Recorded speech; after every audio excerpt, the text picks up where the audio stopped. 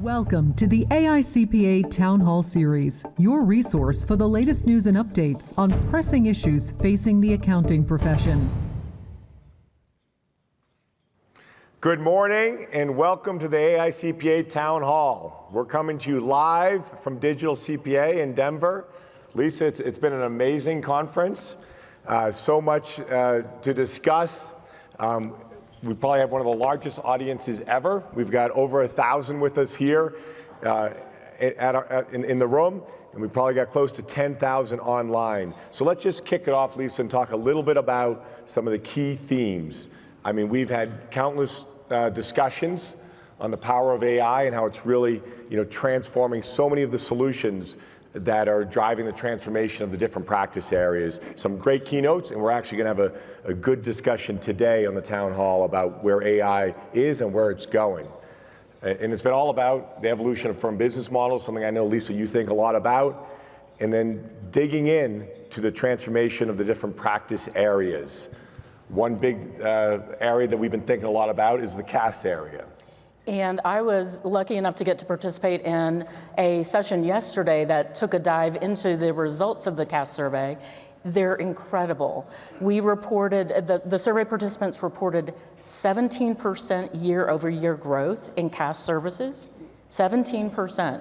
That far outpaces the average growth that we're seeing of around 10 to 11% for overall firm services.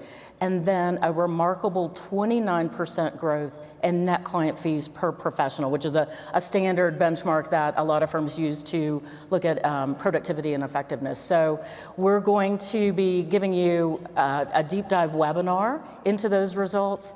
And also you can go ahead and download that survey and start digging in and analyzing your CAS service line against these benchmark results. But overall, great progress and continuing to mature this role in the profession and to really see remarkable growth. Yeah, I mean, we kicked off Digital CPA 12 years ago, and we started with great focus around client accounting services, called client advisory services by many now, due to the cloud computing movement. It really enabled firms to offer this new service in a very strategic way.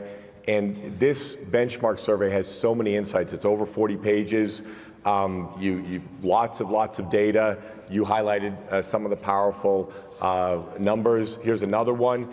For the firms that have over 50% of their revenue focused on vertical areas, niches, Lisa, they're growing at over 20%. So a lot of good insights for you to leverage.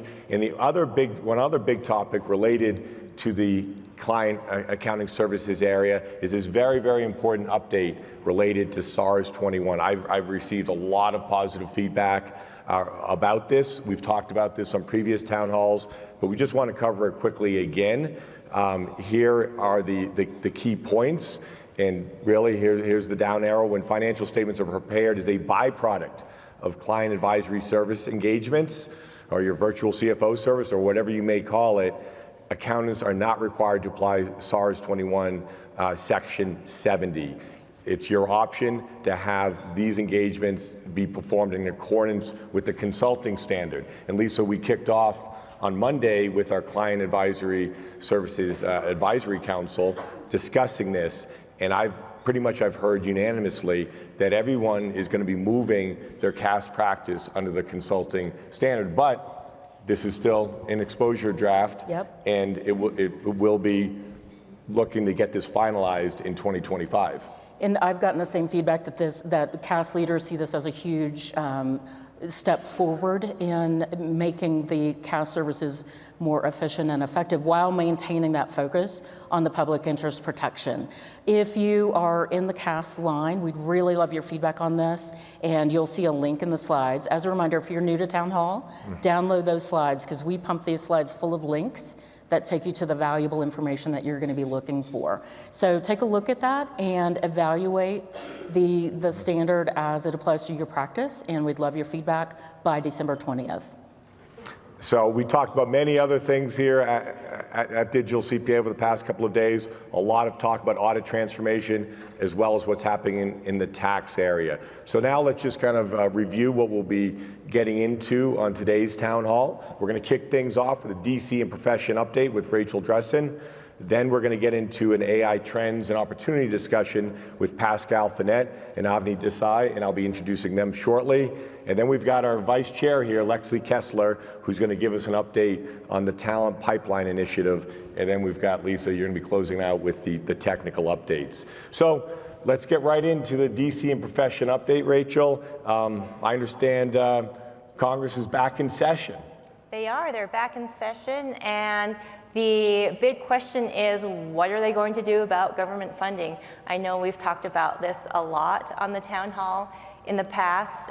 The government funding deadline is next Friday, December 20th, so they only have a little over a week to determine what they're going to do to continue to fund the government.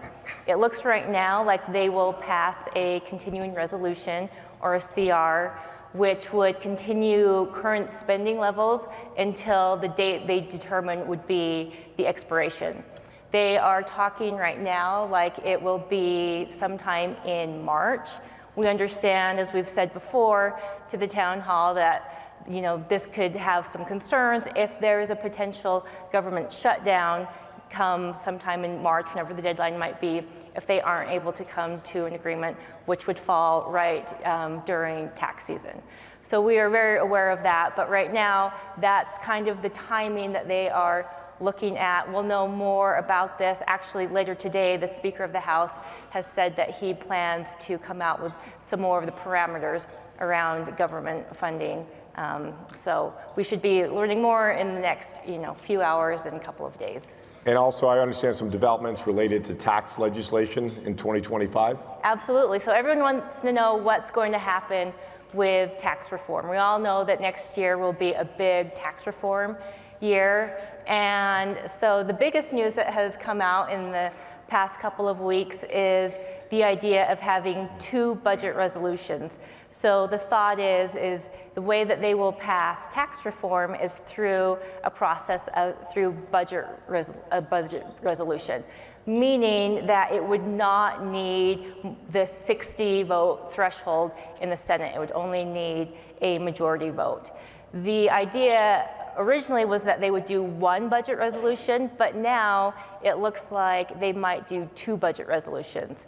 And the first one would be more focused on things like border funding and not include tax. And that first resolution, they are talking about trying to get that one passed immediately within the first 30 to 100 days once President Trump is inaugurated. But then the second resolution would be the one to include tax reform.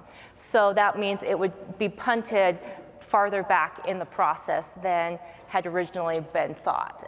The original thought was maybe they would try to do it in the first 100 days. So if they do this, and it's not certain, but if they do this approach of 2 budget resolutions, then tax reform is something that we will likely see later next year rather than earlier next year. We'll be discussing this quite a bit in future town halls. So we've got a number of very important cabinet nominations that have occurred. Yeah, so within the past 2 weeks since the last town hall, President-elect Trump has announced that he plans to have his Treasury Secretary be Scott Bessent.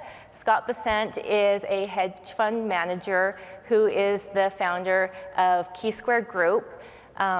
He is not very familiar in DC because he doesn't have a government background. So a lot of public policy issues, those in DC are not as familiar with him because of that. But he has said that one of his top priorities will be to extend some of the TCJA provisions or to make some of those tax cuts permanent. He's also talked about tariffs and using tariffs as a sanction tool, but he has mentioned doing it in a more gradual approach.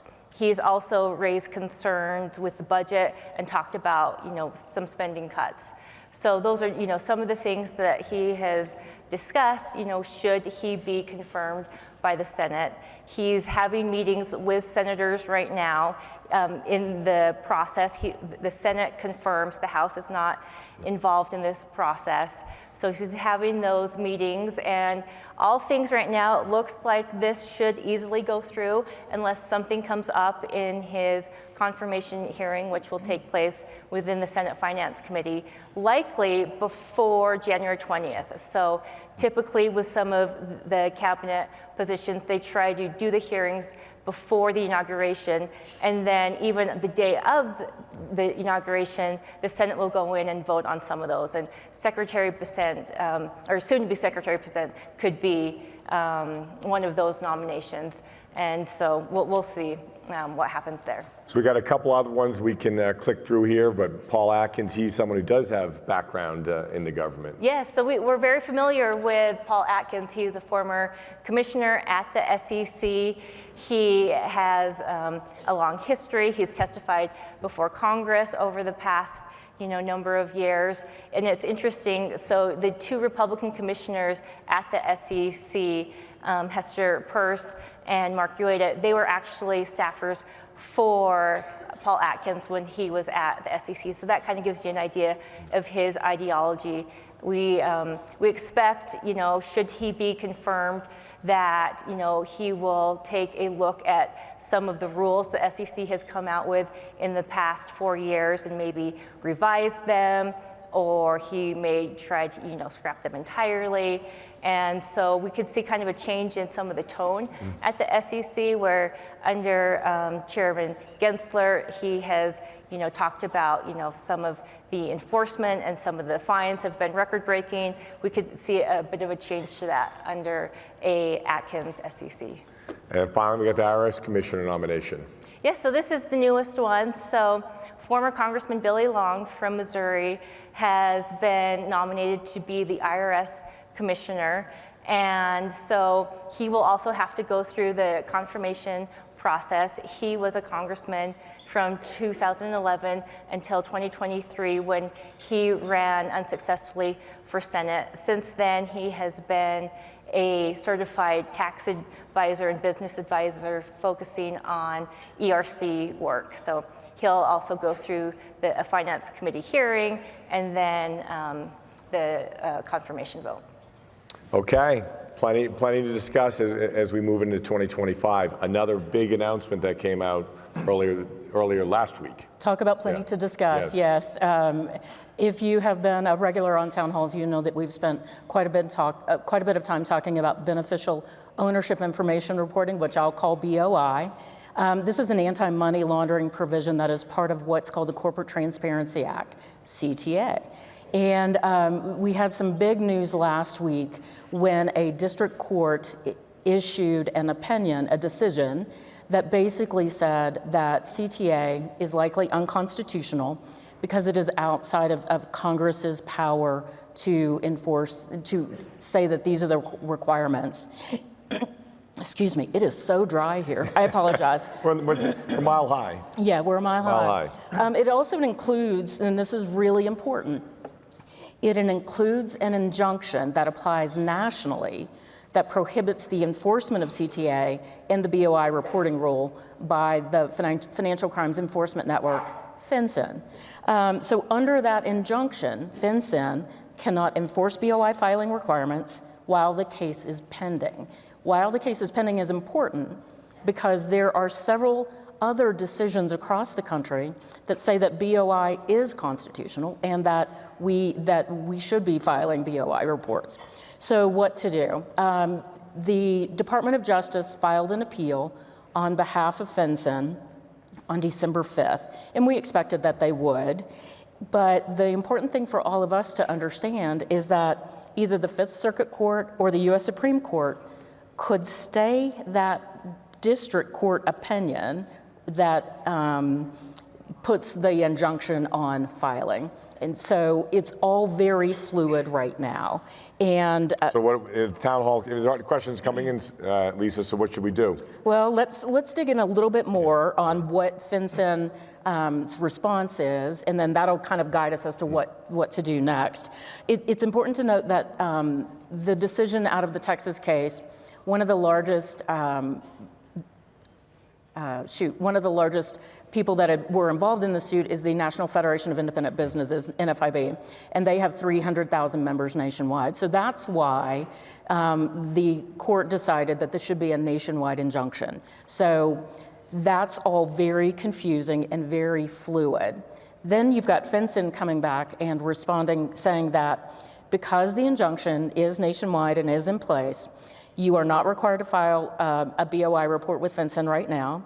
You're not subject to liability for failing to file your BOI, but if you want to, you can continue to submit BOI reports. So that leaves our CPAs and our members in industry who are filing these BOI reports with a huge question mark, what to do. Our advocacy team has been in touch with FinCEN, the AICPA member insurance program, our friends at Aon and CNA have all worked together to produce a risk alert that you'll find in your resources. And so I wanted to pull some of the best practices out of that risk alert to give you some guidance on what to do next. Basically, if you've been talking to your clients about filing these reports on their behalf, then make sure that you're informing them about the injunction and about FinCEN's decision to appeal so that they fully understand what their options are. The client needs to decide, and I'm going to repeat that, the client needs to decide if they would like to continue with the BOI submission process. Make them tell you that in writing, okay? That's not something that you want to just... And you can give advice, though. Yeah, give advice. You give advice here. And here's the yes. advice. The advice is this could change quickly. Right. And so at least consider going ahead and collecting the information Right.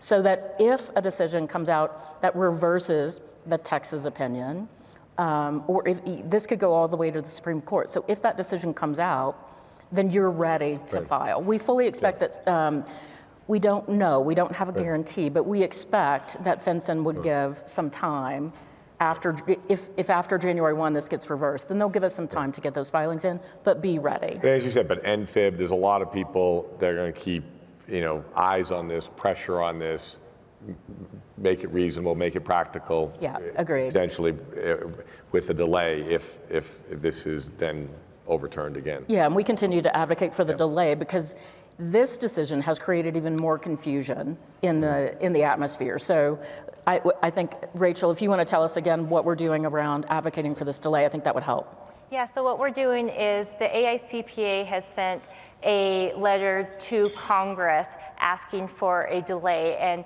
we would like to see this included. I mentioned the CR earlier, which is the government funding bill, to include it in the CR, which is the last must-pass bill in Congress. We've also been working with the state societies, and together with the state societies, we sent a letter to FinCEN asking for a delay. For that CR, there needs to be a four corners agreement, which means the four corners are the Republican and Democrat leaders of the House and the Senate to come to an agreement to include it in the government funding bill. Well, thank you, Lisa. Thank you, Rachel. We'll be going back. We'll look at the questions. We can come back to this during the technical update in open forum session as well. So now, want to move to this discussion on AI trends and opportunities. We've got a veteran of digital CPA with us, Pascal Finette. He's a veteran of the town hall. He is one of the leading innovation thinkers in America and the world. He counsels many companies, and he's been just a great partner for us, doing a lot of primary research. So Pascal, it's a pleasure to have you, and looking forward to, you're gonna have a mini keynote right now in the town hall. So take us away. Yeah, thank you so much for having me back. And I just want to acknowledge a fact, because we actually did a keynote at DCPA last year, so just 12 months ago. And we had a room very similar to this, full of people, about 1,000 people back then. And you might remember we launched something called the CPA.com Generative AI Toolkit, Remarkably, this resource holds up to this day. So if you haven't downloaded it, it's still time to download it. But here's the interesting thing. We did a workshop. If you were in the audience, you might remember this. But we did a workshop, and we asked the participants, the 1,000 people in the room, who has used ChatGPT or any of the other large language models. And at the time, only about 20% of you raised their hand and said, yes, I have used it, outside of dabbling with it. As in, I've opened it, I've tried to do any work-related tasks in it. I am pretty sure, and we will not do this today, but I'm pretty sure if I were to ask you today, who has here used ChatGPT, Gemini, whatever system you want to use, I think we're probably at 100%.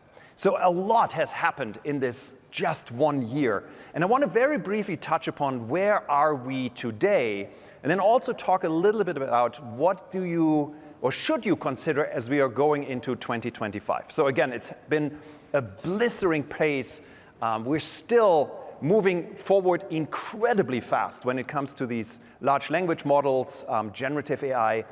You might have seen, so the latest version of OpenAI's model is called GPT-4o. This just came out of their what they call preview version. You now can pay $200 to get access to a fairly powerful new model, GPT-4o. But it's not just OpenAI. We have models from companies like Anthropic, which is Claude. Google is in the arena with Gemini. You can run Meta's latest model, Llama, which is an open source model. Their latest model, which only came out, like 3 days ago maybe, or 4 days ago, you can now run on your laptop. So if you have a somewhat beefy laptop, you can actually run a GPT-4 class model completely on your laptop. So no data ever goes into the cloud. So really, really exciting things happening, as well as just as a quick shout out to our friends in France. Mistral seems to be the only European contestant in this area. And then, of course, Elon Musk's Grok is there, and many other systems, so a couple Chinese systems as well. What's remarkable about these systems, and this is an interesting industry trend just for you to observe, these systems, all of these large language models, are essentially the same. So the performance benchmarks, they differ by literally like 1% or 2%. So it really doesn't matter which of these models you're using. Some of the models are a little bit better in specific tasks. For example, Claude is very good at writing text. It just has a very nice way to express itself. Whereas other models are, a little bit better with data, for example. But by and large, it really doesn't matter which model you're using, at least for now. These models are incredibly good. We're also seeing still the trend that these models are getting still bigger. So one of the reasons why these models are getting so good is they ingest more data, and the more data you ingest, the better the models are getting. This is a trend which still continues. It's somewhat slowing because when you look at the frontier models, they have by now ingested pretty much all of the data which is available on the public internet. So these companies are now tapping into more private data pools.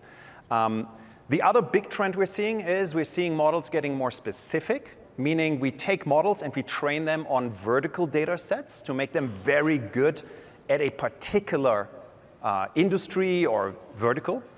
So for example, DeepMind, which is Google's research organization, has trained models on medical data, protein folding particularly, to do drug discovery. And then the other thing we're seeing is we see these models getting larger memory windows, which means you can upload more data to these models. We are now able to upload to some of these models literally dozens of volumes of Harry Potter, so not just like a single volume of Harry Potter. You can upload dozens of volumes of Harry Potter and ask questions about these, the data contained in there, and that's a really exciting and very important trend because it allows us to do really crazy stuff with these models. Other thing I want to point out is if you have used Google in the past, or Bing, or whatever your search engine of choice is, those days might be over. We're moving very quickly from a world where you asked a question of Google, for example, and they respond with essentially 17.9 million links, and you have to figure out what the actual information is contained in it. We're now moving into a world where we're using large language models to sit on top of this data to provide us answers. And that is really exciting because it makes information retrieval incredibly easy. A good example for this is in the public and broader space, a company called Perplexity AI. Highly recommend, just try it out. It's free to use. I have no direct connection to this company, so this is not an advertisement. But it allows you to do text research, for example. Speaking of text research and talking about more vertical models, one of the vendors who is here, a company called BlueJ, has a specialized large language model which goes very deep into the specific data pools you need as a tax professional, so I also highly recommend checking those out. So again, information retrieval becomes incredibly easy. I want to give you a quick hint at where this crazy world is going. There's an experiment which came out from Google called NotebookLM. It's completely free to use. It's an experiment. Please also note this is on the public internet, so any data you upload to these models will most likely be used to train the model, so be careful with any private data. But NotebookLM allows you to upload documents to a large language model, NotebookLM, and then it summarizes this, which is something you've seen large language models do fairly consistently, fairly well. It allows you to ask questions about it, but it has a very neat little and interesting feature. And that feature shows you a little bit of where this crazy world of AI is going. So as a little test, I asked Casey to give me a document which she was particularly interested in. She gave me this proposed law here with the absolutely, as a non-accountant, the absolutely riveting title of certain partnership-related party basis adjustment transactions as transactions of interest. I have to say I have no idea what that even means. But I took this document, so I took the whole web page, essentially, just the URL, and uploaded it into NotebookLM. So I basically said, create a new NotebookLM file with this information. And then I asked NotebookLM not just to summarize this for me and allow me to ask questions about it, but I asked it, and this is a unique feature, to create a podcast out of it. So what NotebookLM does is, and you will see this and hear this in a second, it creates a podcast with 2 podcast hosts, one male and one female. Make no mistake, these people do not exist.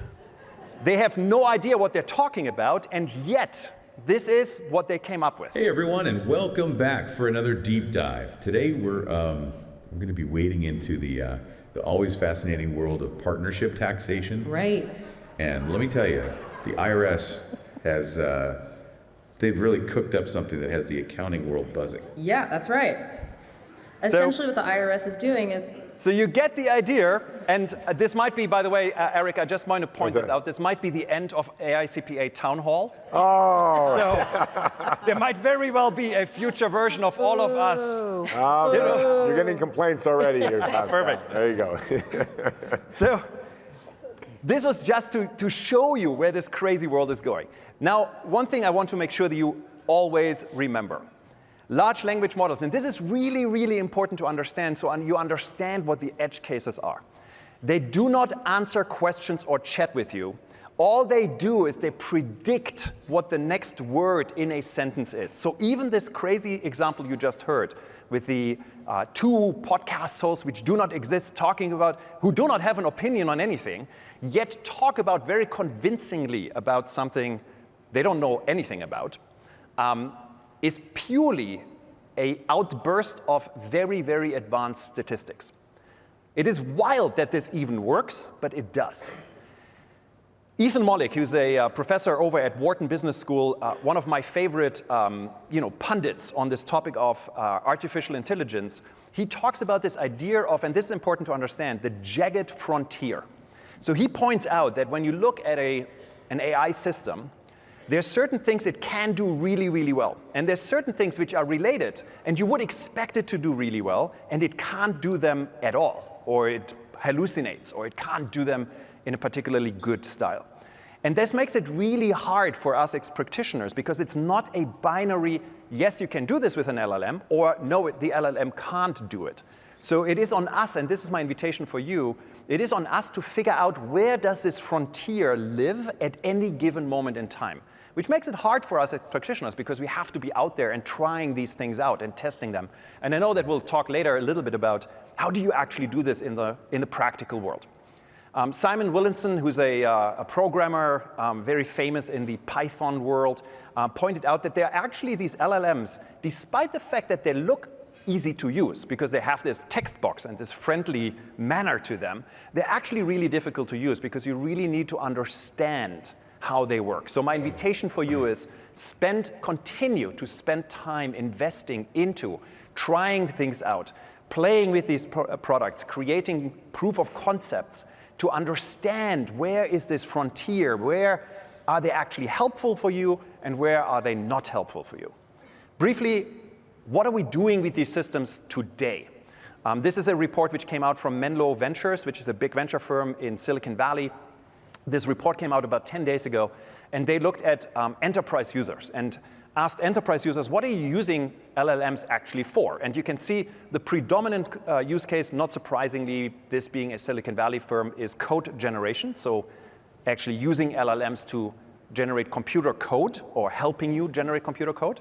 But when you look at all the other categories, pretty much all of them are in the, still in the text arena. So anything from support chatbots to helping me write emails to summarize text, etc. So LLMs still, to this day, largely really good at anything which has to do with text.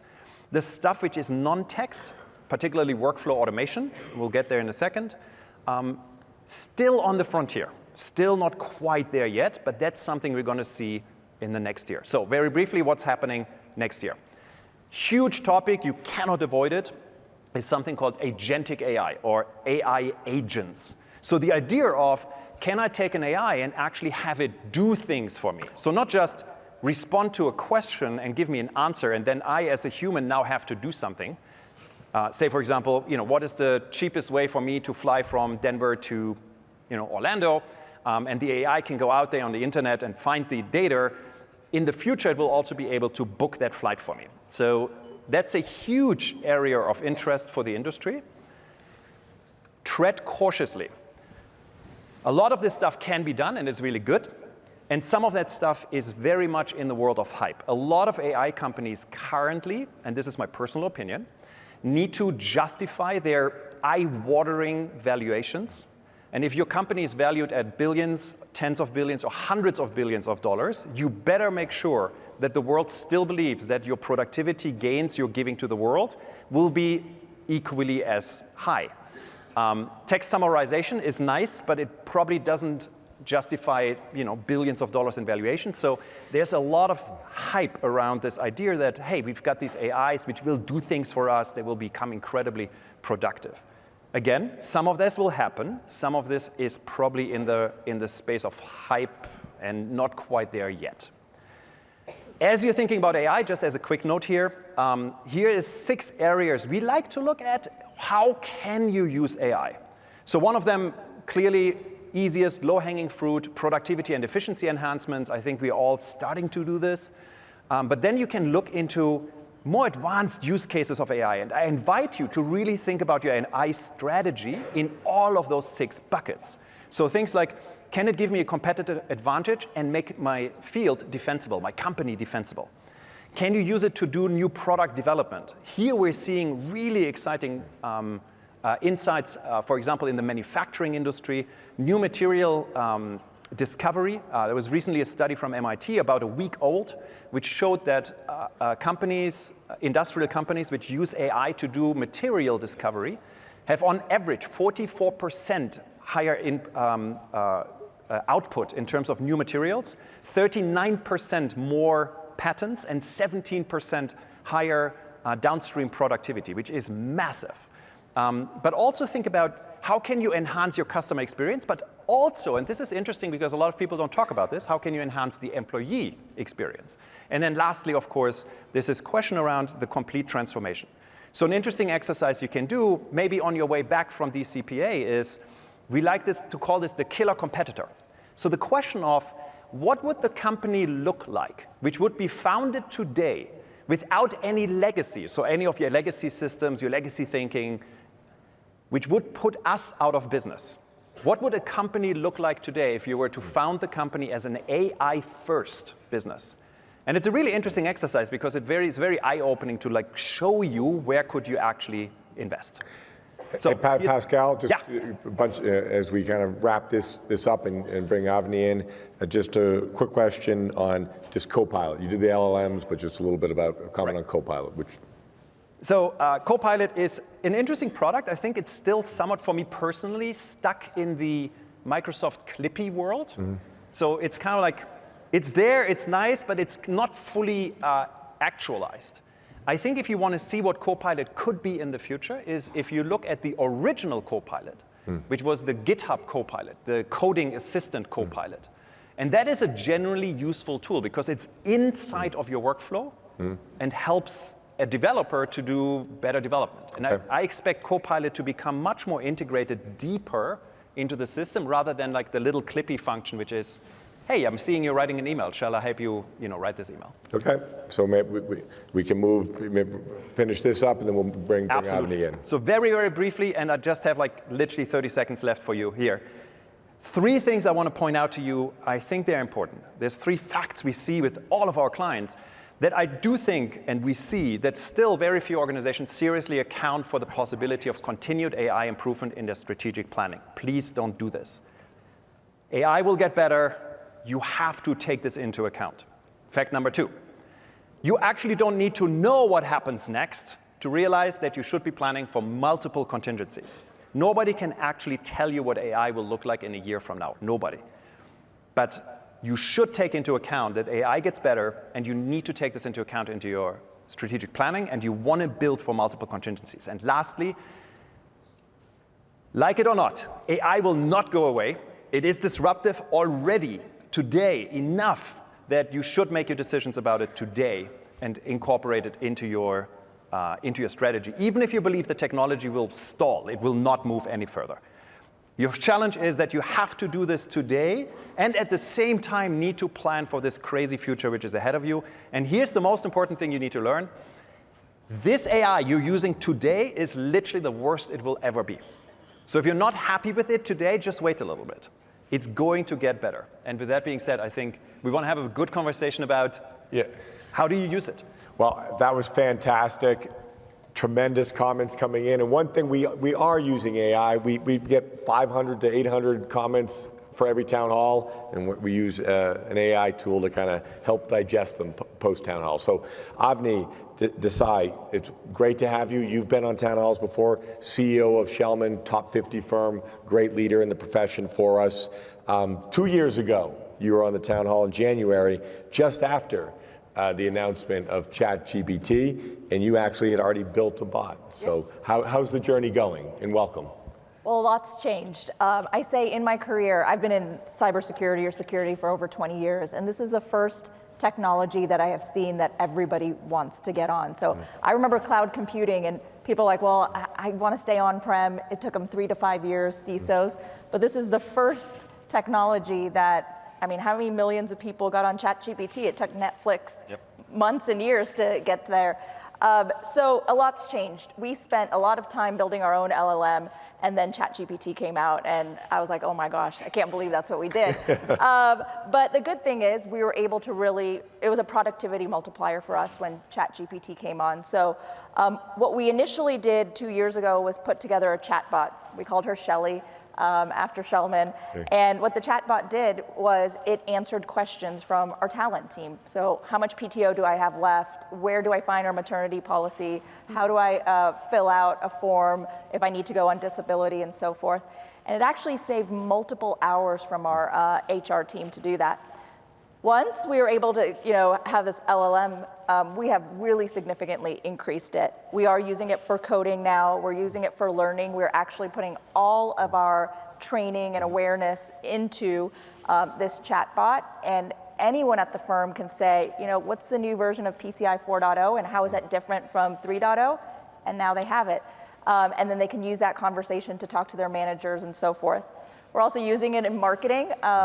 We have a mascot called, it's a koala for our Koality, and we ask it to build us pictures, and it built us pictures with the Shellman logo on it, and that has saved, again, significant amount of time from our team. But I think where we're really excited, and I agree with you, is really Agentix AI. we have used a bit of AI to start testing controls. So we do SOC reports and ISO reports. And one of the controls that you test is our password parameters in adherence to the information security policy. And most of that is always structured data. It's in a PDF or it's in a Word document. We built a model which will go through hundreds of information security policy, pull out what the password parameter would be and say, yes, the password parameter. But we want to take a step further, right? We want to actually say, can we build a digital worker, a digital agent to actually test the next level of controls? So can you test a control that says, have all terminated users been terminated in a timely manner based on the information security policy, and then pull the evidence associated with it? The error rate's way too high. I mean, my error rate on the password parameters is pretty low, the error rate on this, so we have a long way to go. But I'm really excited about what we're seeing. I mean, but there are a couple of things that I think we have to think about. One, expectations. And I know it's not a security, but expectations. I call AI the corporate Ozempic. Everyone thinks it's going to cut the fat right overnight, Right. but it's not. It's going to take a lot of time. It takes a lot of effort. It's very difficult to build, and these chatbots seem like it makes it really easy for us. So you have to plan like you plan any large technology implementation, even if you are using an LLM like Llama and so forth. The second, which is near and dear to me, is when anytime you put in a lot of data breaches it's something that has to be top of mind, especially in our profession. We have client information, we have third-party information, we have information from our employees, and when you have all that data, if you don't have good content management, if you haven't trained people of what you can put into the model and what you can't, making sure that you spend time to anonymize the information before you put it in, there are these little extra steps that you're going to have to take. You're going to have to do that. I worry sometimes if you put in client information and then the model gets trained on that client information, will you have a data breach that was unintentional? The second also is compliance. What type of information are you putting in there? Are you putting information from someone who lives in California or in the EU? Well, now you're going to have to focus on CCPA or the EU GDPR, for instance. And I think the last one, I think it's too much reliance. And we were talking earlier, like I call it augmented intelligence, because in our world, we believe in trust but verify, and that's what you have to do. Right. And what I've started seeing people do is the output, they think it's, okay, this is the output and I'm gonna provide it to the client, or this is the output and I'm gonna post it. But you have to verify it because error rates are still high. Hallucinations still happen all the time. So those are the things that, there's so many concerns that you have from a security perspective, but these are the ones that I would focus on, especially if you're dipping your toe into it. Well, Avani, thank you. I mean, that was a great summary. A lot of people are asking for even more discussion on AI. We do have a 1-hour webinar that we put on recently that we can put out in the newsletter, and Avani, look forward to having you on potentially a future podcast or town hall, and we'll get back to this discussion in open forum. But what I want to do now is move to another very, very important discussion. And actually, I think AI is probably playing a role here to help with the talent pipeline. But welcome, Lisa. Thank you. So let me introduce Lexi Kessler. Lexi is the chair of the National Pipeline Advisory Group, which we've talked about on Town Hall before. So she's going to quickly revisit that with us. If you are not familiar with what we call NPAG, it was a group of volunteers from all across the profession that came together to dig into research around what was impacting our talent pipeline. So Lexi did great work there along with all of the volunteers, and we've touched on that in the past. We're going to dig in a little more. Lexi is also the vice chair of the AICPA, which is wonderful, and next year she'll be taking on the chair role. In her day job, she is the Mid-Atlantic leader for Aprio, a top 100 firm, and I've had the pleasure of working with Lexi since I joined the AICPA 12 years ago. So thank you for joining us, Lexi. Let's dig in and talk very quickly about the themes that NPAG uncovered in its research, and then a little bit of your experience as a firm leader as you were working through this research. Sure, thanks, Lisa. And one thing I do want to, just to add clarity to, is the NPAG mission or charge from council also in basically coming up with some proposed solutions, it was also about preserving mobility. And that is just a very, very important thing. And I just wanted to highlight that was part of the things that we were focused on. But you can see the 6 themes, they're all related. It's not just one, they're not in order of priority. Tell a more compelling story. All we talk about with that tends to be the inputs, how many hours, not the outputs. Those are the results of what we did. And it's important that when we're talking on LinkedIn, when we're talking at dinner, when we're talking with our friends, when we're at the parties on the golf course, whatever it is, celebrate the successes that we do. We make a difference in the lives of our clients, the lives of our organizations. I bet here that are in person or that attended the Digital CPA, I bet you that every single person got 2 to 3 nuggets maybe that you want to take back to your organization. And you're going to take it back to your organization. You work really hard to try to make change happen and to implement it. And while it may not be an Ozempic result, it may be a half Ozempic result. So focus on that. Celebrate and share the results of the hard work that we are doing as a profession. It's just as important to do that. So I challenge every single person in this room to try to do that. Addressing the time and cost of education, that goes into where the 120 and 150 is. That was very clear as a result of our surveys and the data research that we did, and came out with the recommendations that will have a link or a QR code where you can see in more in-depth the results of the recommendations that we have around that.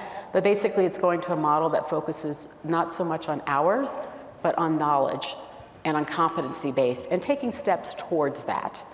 Not going there as a straight path, but really beginning to change our mindset and our North Star, because we had some 3 aha moments, one of which was really around that there are 13 universities across the United States that have changed the qualifications for graduating with a bachelor's degree from 120 credits to 90. So that was an aha moment of what are we going to do, 90 plus 60 then? That doesn't make sense. So we really took steps back in coming up with the recommendations that we got there. I think it's important to have that context. Making the academic experience more engaging, retooling introduction to accounting, retooling intermediate accounting, where we're not weeding out students, we are pulling them through. It's a different time period from when it was when I was in college. So we need to treat our students differently and how we encourage them to come through and follow through on a profession, because currently right now, only 1 in every 9 students that start in the business school will go on to become a CPA. Imagine if we were able to get 2 out of 9, or Dare to Dream 3 out of 9, just get a bigger share of the piece of the pie for us. But we have leakage points in the college system, and well, I should say the college system, but really in the funnel, we called it, of how when a student enters the business school, what is it that's taking them away from accounting? So that's where telling a more compelling story comes into being, and talking about the employee experience. We're not competitive with other professions. We need to raise starting salaries, be competitive with engineers, with architects. We need to commit to manageable workloads. So if we adapt this technology and we're able to save productivity, that means we can improve the employee experience with a work-life balance, and we'll have more profit to be able to share with our employees and raise starting salaries. So there you go.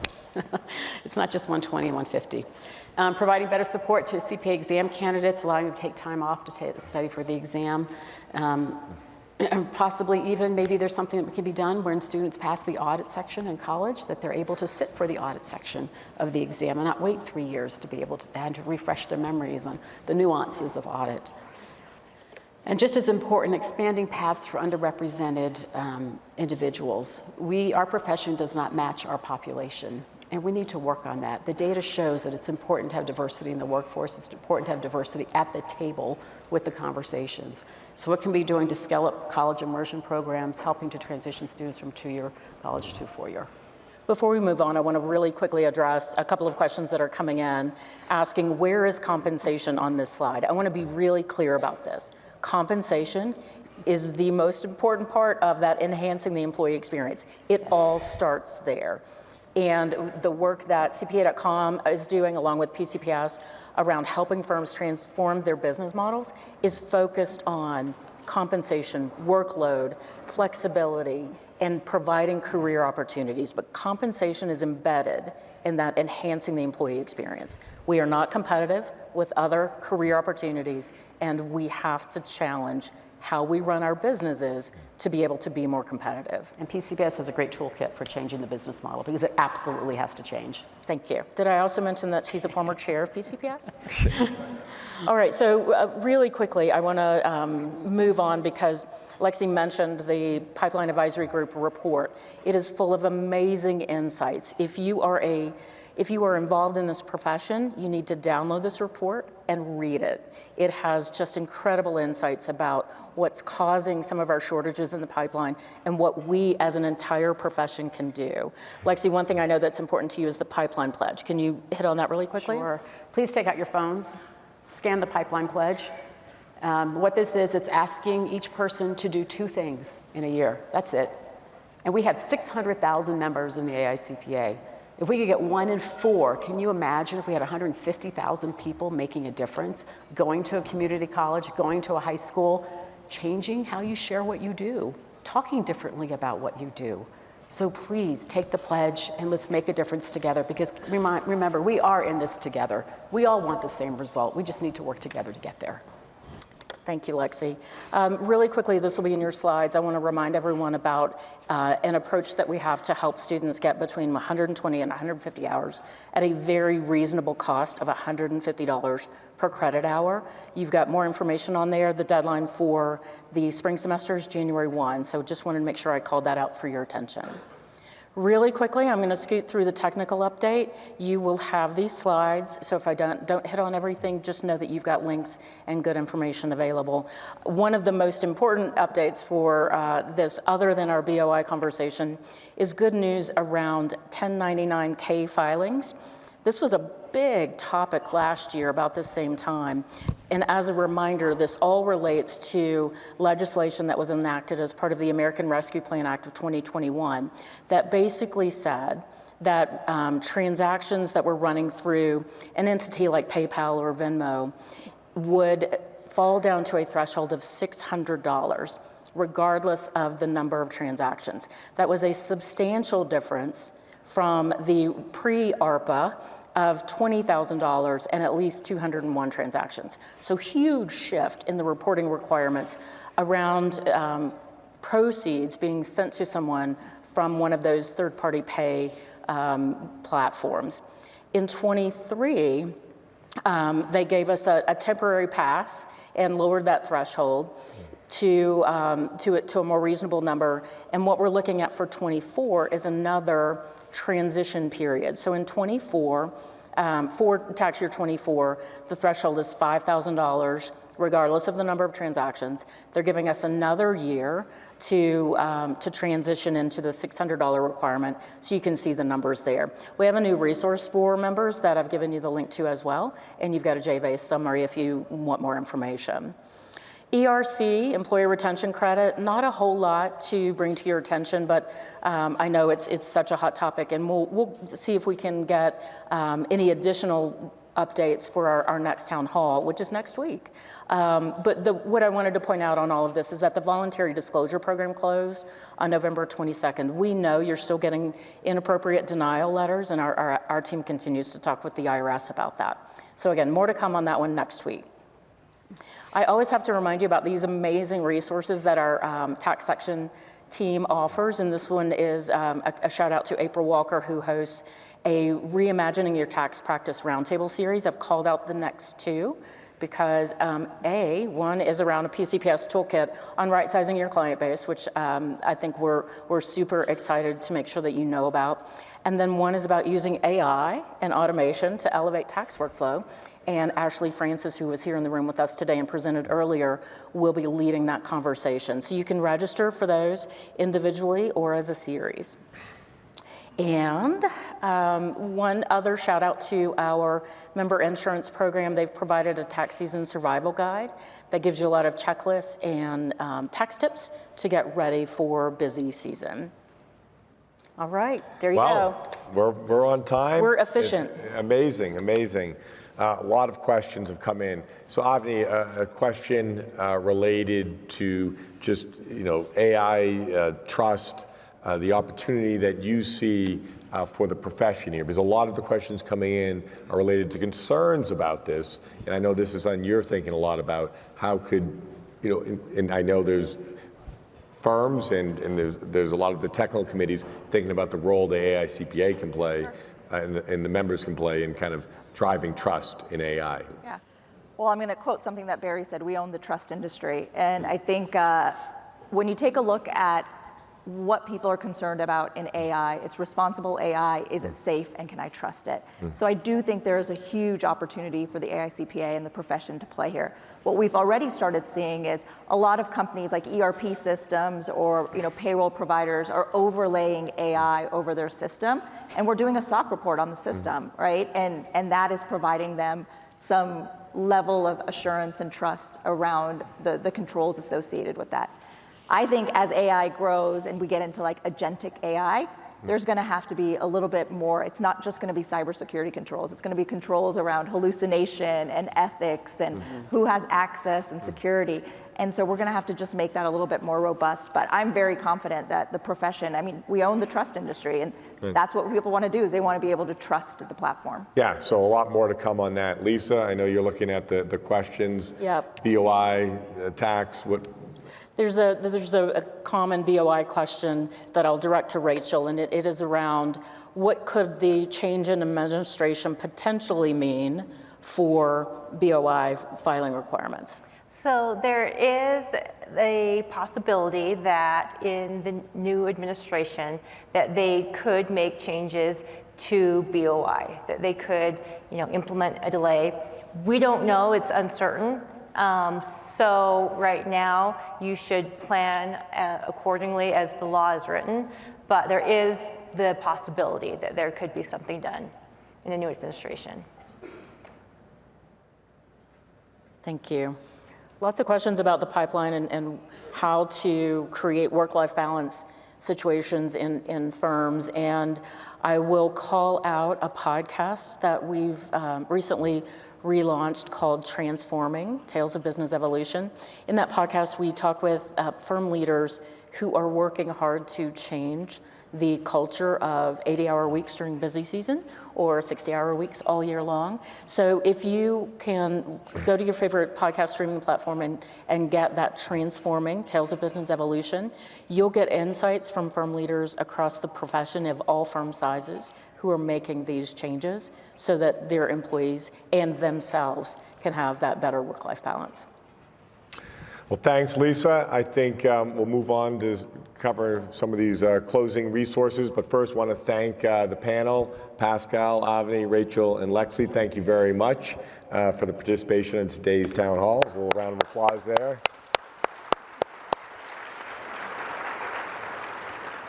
So Pascal already referenced the CPA.com generative AI toolkit. People are asking how they can access this. You can click on the link if you download this presentation, and we'll also be highlighting this in the town hall newsletter that will come out early next week. We do AICPA Town Hall rebroadcasts now on Mondays, so you can join us at 1 p.m. On Monday Eastern Time. And Lisa, it's early on the West Coast, 7 a.m., but we still had close to 10,000 with us today, so probably over 11,000 plus when you include the digital CPA community. So information on how to subscribe to the AICPA Town Hall, scan this and register, and we'll get calendar invites out to you. Greatly appreciate the participation of the town hall community, as we appreciate the participation of the digital CPA community. We learn from you, and this is a very, very valuable time for us. So we're going to close out 2024 Town Hall Series with Barry Melanson joining us, as well as Marcy Russell. Marcy is an economist, and that'll be an interesting discussion how she's seeing 2025. It's a competition on who speaks faster, Marcy or Pascal. Okay. So with that, I'd like to thank the town hall community for being with us. And I also want to thank everybody here at Digital CPA for being with us for this session. We've got 2 more great concurrent sessions occurring this morning. And then I encourage you all to be back here, not miss the final keynote with Hannah Pryor. She's going to talk about some techniques to drive influence and change. All the keynotes have been fantastic here. You do not want to miss this final one. So have a great morning. Have a great day to all of you online. Thank you very much. And we'll see you back here shortly, and we'll see the town hall community on the 19th. Thank you. Thank you for your participation. You can now subscribe to the AICPA Town Hall series on your favorite podcast platform, as well as watch archives on YouTube and AICPA TV. Tune in for live broadcasts Thursdays at 3 p.m. Eastern Time.